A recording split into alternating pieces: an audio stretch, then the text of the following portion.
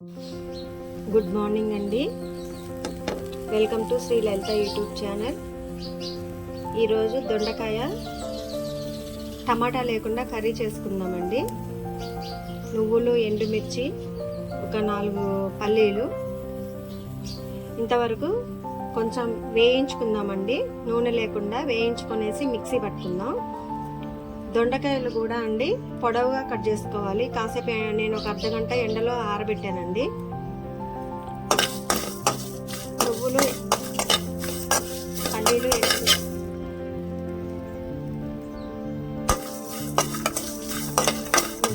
ఎండుమిర్చి, పల్లీలు వేగాయండి. ఇవి కొంచెం మిక్సీ పట్టుకుందాం. ఇలా పట్టుకున్నాం కదండి. చిన్న అల్లం ముక్క చూసారా, కొంచెం ఒక 4 వెల్లిపాయ రెబ్బలు కూడా మిక్సీ పట్టుకుందాం. కళాయి పెట్టుకున్నానండి. దొండకాయలు చూసారా, ఇలా పొడవుగా కట్ చేసుకోవాలి. ఒక 20 నిమిషాలు నేను బాగా ఆరబెట్టుకున్నానండి. ఇప్పుడు మనం పచ్చిమిర్చి ఇలా కట్ చేసుకున్నాను. కొంచెం కరివేపాకు, జీలకర్ర,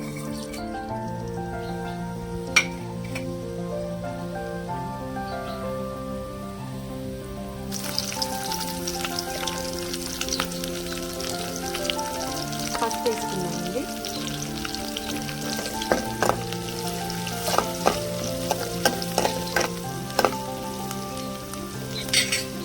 ఇప్పుడు కట్ చేసి పక్కన పెట్టుకున్న దొండకాయ ముక్కలు వేసుకున్నాం.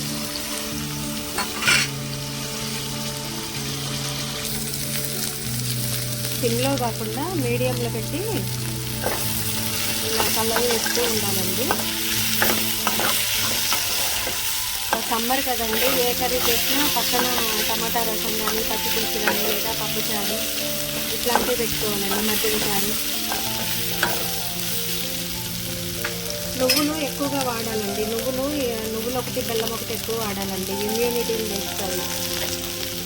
డైరెక్ట్గా తినకపోయినా కర్రీస్లో పౌడర్ లాగా చేసి వేసుకోవాలండి. అంటే కొన్ని కర్రీస్లో అన్నిటికీ సెట్ కాదు.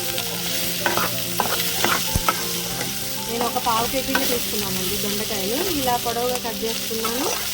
ఒక 20 నిమిషాల పాటు క్లాత్ వేసి ఆరబెట్టుకున్నానండి.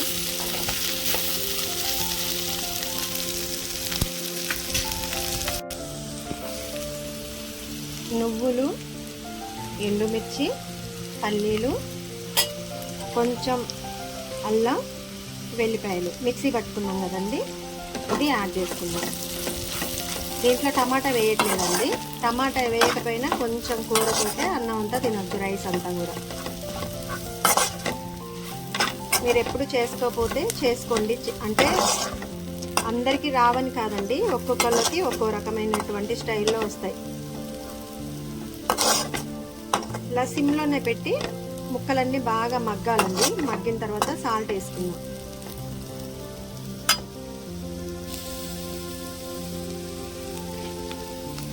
సాల్ట్ యాడ్ చేసుకున్నామండి.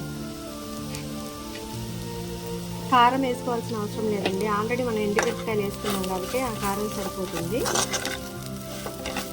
చాలా దగ్గరకు అవుతుందండి, ఫ్రై లాగా అవుతుంది, కానీ కొంచెం కూరతోటే అన్నం అంతా తినేయచ్చు. సిమ్లోనే ఒక 2 నిమిషాలు ఇట్లనే ఉంచుదామండి.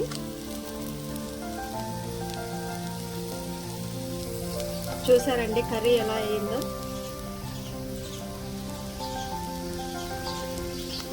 ఫ్రై లాగా అనిపిస్తుంది, కానీ కొంచెం కర్రీతోటి రైస్ ఎక్కువ తీసుకోవచ్చండి. ఇలా చేసి పెడితే ఫ్రైలు ఎక్కువగా పిల్లలు బాగా తింటారండి. మెయిన్గా మనం ప్రిఫరెన్స్ ఇవ్వాల్సింది పిల్లలకండి. సో ఇలా చేసి పెడితే ఖచ్చితంగా తింటారు. మీరు కూడా ఒకసారి కంపల్సరీ ట్రై చేయండి. నేను తక్కువ క్వాంటిటీనే తీసుకున్నానండి కూరగాయలు, దొండకాయలు కూడా.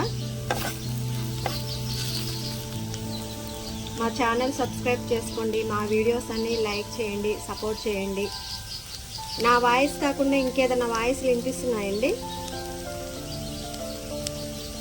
మా ఇంట్లో మొత్తం పైన మేము టెర్రాస్లో ఉంటామండి, పెంట్ హౌస్లో. గార్డెన్లో మొత్తం కూడా పిచ్చుకలు ఉంటాయి కదండి, స్పారోస్. దాదాపు ఒక 10 ఫ్యామిలీ లాగా పెట్టాయండి. ప్రతి ఒక్క వీడియోలో గట్రా వాటి వాయిస్ వస్తూ ఉంటుంది. ఎందుకంటే నేను ఈ మధ్యనే అబ్జర్వ్ చేశాను.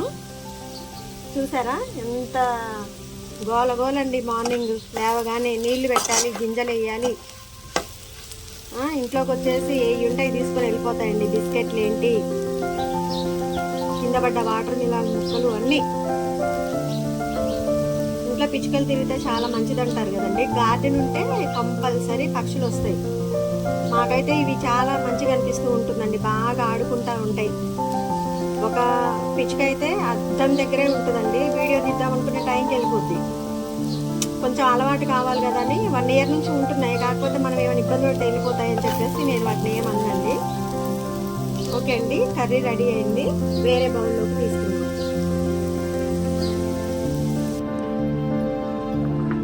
దొండకాయ ఫ్రై అండి. దొండకాయ, నువ్వులు, కొబ్బరి, పల్లీలతో చేసినటువంటి కారం రెడీ అండి.